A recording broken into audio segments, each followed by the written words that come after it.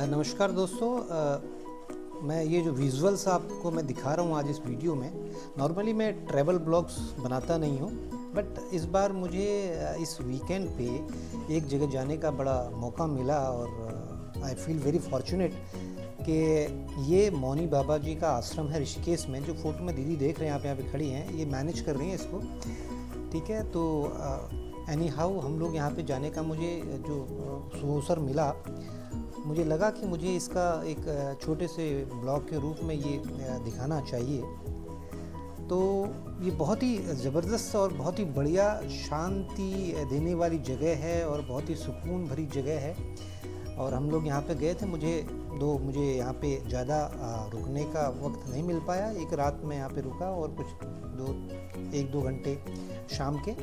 तो जो मुझे यहाँ पे अनुभव हुआ, और वाकई में जो नेचुरल चीज़ों के अंदर या नेचर के साथ जो वक्त बिताने का जो आनंद है, और जो ये आपको मतलब आपको मेंटल सुकून देते हैं और आपकी सारी थकान को बड़ी जल्दी ही मिटा सकती है नेचर, ये मुझे यहाँ जाके आभास हुआ।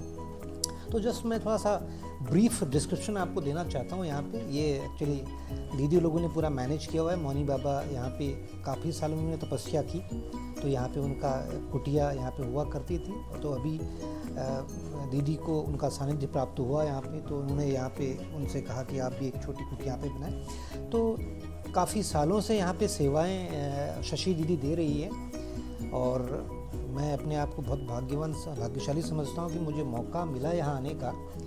तो यहाँ पे बड़ा अच्छा मैनेज किया हुआ है। देखिए, अगर आप ये विजुअल्स में देख सकते हैं, गौशाला यहाँ पे बनी है और ये सुंदर गायें आप यहाँ पे देख सकते हैं। और जो भी यहाँ पे इसके चारों तरफ आप समझिए, ये जो एरिया है एक्चुअली ये राजा जी नेशनल पार्क से लगा हुआ इलाका है, रायवाला के पास। और जो इन्होंने अपने आश्रम को भी मैनेज किया हुआ है, इतना अंदर भी इतना एम्बियंस इतना प्रॉपर दिया हुआ है कि अगर आप जाते हैं तो बड़ा सुकून आपको मिलता है। चाहे आप उनके सोफे पे बैठे हैं, उनके कमरे में प्रवेश करें, उनके किचन में इवन प्रवेश करें। देखो, ये कुछ विजुअल्स में आप देखेंगे, यहाँ पे एक छोटी बहन है जो कि अभी हम गए थे तो उन्होंने हमारे लिए चाय बनाई, ठीक है।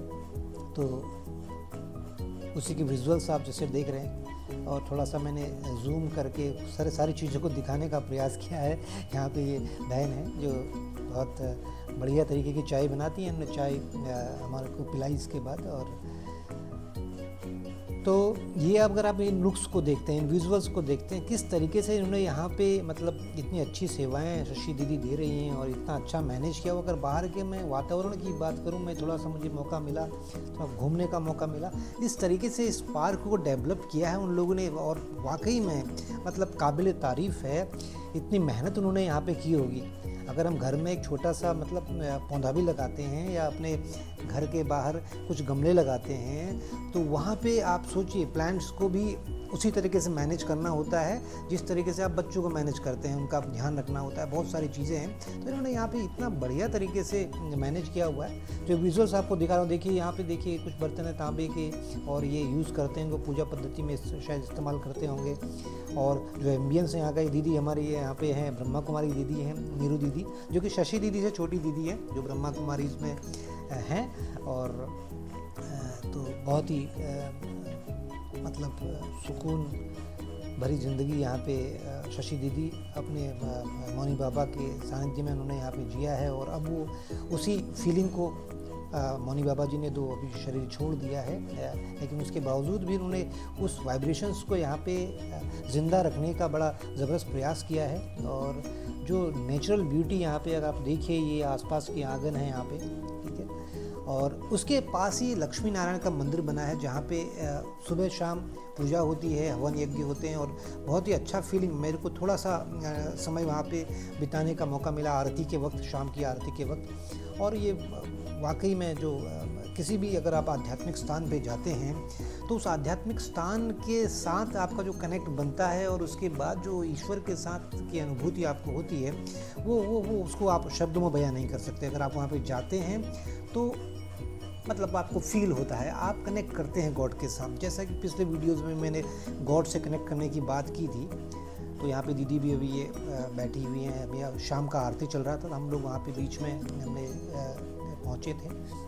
तो वहाँ पहुँचने के बाद ये लक्ष्मी नारायण का मंदिर बहुत ही भव्य है, और इसके अंदर का जो इन्होंने इसको भी बनाया हुआ है। यहाँ पे जो भित्ति चित्र आप कह सकते हैं जो बने हुए हैं, यहाँ पे दीवारों पे जो मूर्तियाँ बनी हैं बड़ी प्रासंगिक हैं और बड़ी रिलीवेंट हैं। ठीक है, वामन अवतार का फोटो आप देख रहे हैं सामने, बुद्ध भी हैं साथ में। तो और यहाँ पे एक चीज़ मैं बड़ी अच्छी देख रहा था कि आहार के बारे में, जो ये मैं स्लाइड आप देख रहे हैं इसमें आहार के बारे में लिखा हुआ है कि आहार आपका शुद्ध होगा तो आपका मन शुद्ध होगा, मन शुद्ध होगा तो विचार शुद्ध होंगे।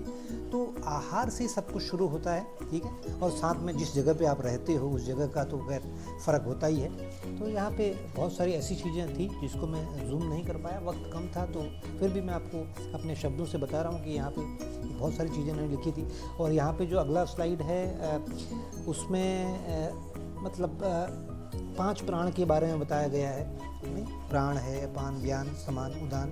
तो जब हम खाना खाते हैं तो इन चीज़ों को हम लोग हमारे वैदिक पद्धति में बोला जाता है। एक एक ग्रास लेते समय, शुरुआत के 5 ग्रास जब हम लेते हैं तो हम इन वर्ड्स का इस्तेमाल करते हुए खाते हैं। ठीक है, तो बहुत ही भव्य ये मंदिर बनाया है और इसके अंदर की भी जो फीलिंग है वाकई में लगता है कि God is present there actually. वहाँ पे मतलब आप बैठते हैं, आप योग करते हैं, मेडिटेशन करते हैं। और उसके आसपास भी कुछ और मंदिर बने हुए हैं, जैसे कि इसके पीछे ही मौनी महाराज की जो जिस कुटिया में वो रहा करते थे उसको थोड़ा सा जीर्णोद्धार करके थोड़ा उसको अलग तरीके से बनाया गया है, जहाँ तक मैं समझ पाया था। ज़्यादा मेरे को दीदी से इसके बारे में जो कंस्ट्रक्शन है इसके बारे में बातें हो नहीं पाई, बाकी ज्ञान की बातें उनके साथ हुई। काफ़ी मतलब दीदी काफ़ी ओजस्वी हैं और साथ में उनके पास जो नॉलेज है, जो नॉलेज का पिटारा है, आप ये कह सकते हैं हमारे वैदिक धर्म को लेके, सनातनी परंपरा को लेके। वाकई में उनसे जब मिला, उनसे मेरी बातें हुई तो मुझे बहुत अच्छा लगा, जबकि उनका काफ़ी मुझे ये लगा उनकी बातों को सुन के कि ईश्वर से उनका कनेक्ट जो बहुत नज़दीकी है। और वो बार बार इस चीज़ का श्रेय मौनी महाराज को देती हैं जिन्होंने कि मतलब ये तपोभूमि का यहाँ पे इस तपोभूमि को ये कह सकते हैं कृतकृत्य किया अपने निवास बनाने के बाद। तो आप देख रहे हैं पीछे विजुअल्स में भी आप देखिए मौनी महाराज के आसपास का जहाँ उनका आश्रम अभी आपने देखा था उसके आसपास का जो हरियाली है, ग्रीनरी है, जिस तरीके से बनाया गया, वाकई में एक तपस्वी भूमि को फिर से वही रूप दीदी ने और इनके साथ में जो यहाँ पे श्रद्धालु हैं उन्होंने देने का प्रयास किया और बहुत ही बढ़िया तरीके से इस चीज़ को किया गया है। यहाँ पे ये एक दिव्य ज्योति जल रही है जो कि वहीं पे आश्रम के पड़ोस में है। और अगर हम आगे बढ़ते हैं तो यहाँ पे आपको यहाँ पे एक शिव मंदिर है। तो ये शिव मंदिर भी बहुत अच्छा बना हुआ है। यहाँ पे शिवलिंग लगा हुआ और शिवलिंग के ऊपर लगातार जलाभिषेक होता रहता है। जल का पॉइंट ऑफ वाटर, हमेशा एक जल की बूंद इनके ऊपर निरंतर जाती रहती, गिरती रहती है। तो ये यहाँ का शिव मंदिर है। यहाँ पे शंकर पार्वती का भी आप चित्र देख सकते हैं, मूर्ति लगी हुई है।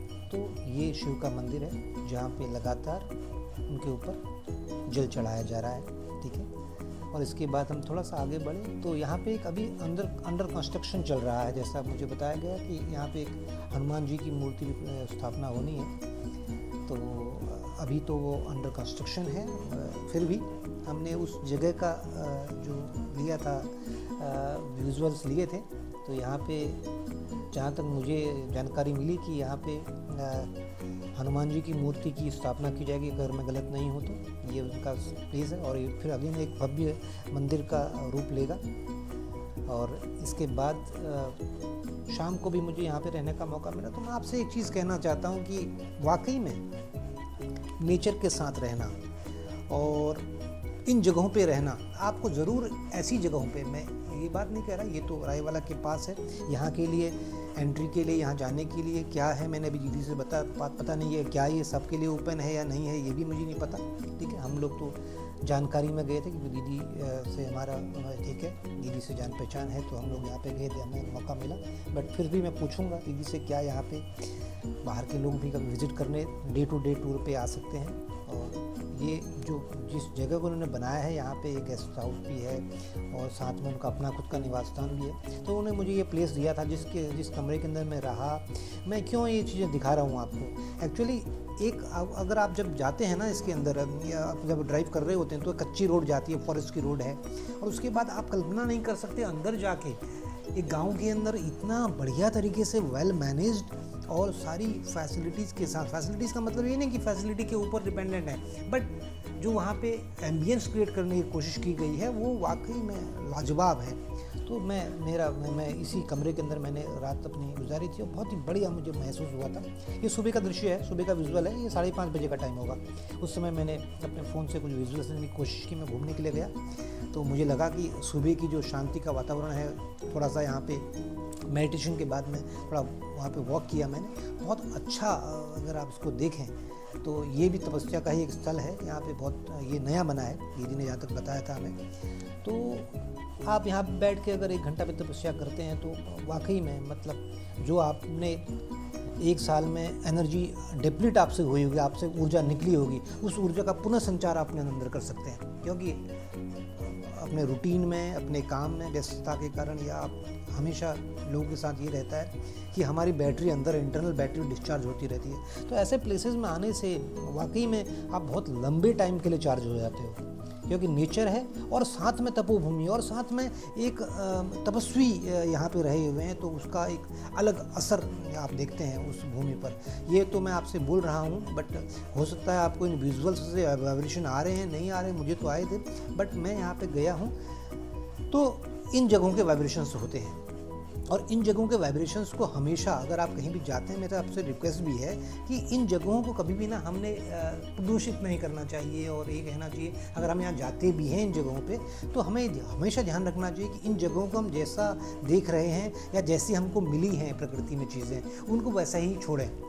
हम उसमें कुछ मॉडिफिकेशन, कुछ नया, कुछ ऐसा ना करें जिससे कि उस जगह की वाइब्रेशंस खत्म हो। और हो सकता है यहाँ पे लोग ये विचार करें कि ऐसी जगहों में मकान होना चाहिए, हमें रहना चाहिए। यहाँ पे जितने कम लोग रहते हैं उतना बेटर है इन जगहों पे। हाँ, आप अपने को रिजुविनेट करने के लिए, अपने अंदर ऊर्जा का संचार करने के लिए फिर से इन जगहों पे जा सकते हैं। आप अपने वीकेंड्स पे जा सकते हैं, आप अपने, कहना चाहिए कि अपनी छुट्टियों में जा सकते हैं। बट ऐसी जगह हैं, और जगहें भी हैं, इसके बारे में पता करके आपको ज़रूर बताऊंगा मैं कि क्या ये मतलब अलाउड फॉर ऑल है ये आश्रम। क्योंकि कभी कभी क्या होता है, कुछ जगहों की वाइब्रेशन को बनाने के लिए वहाँ पे कम से कम लोगों को जाना होता है, लिमिटेड लोगों को ही जाना होता है। ठीक है, ये पता करके मैं आपको आगे बताऊंगा। Thank you very much for watching this. Thank you.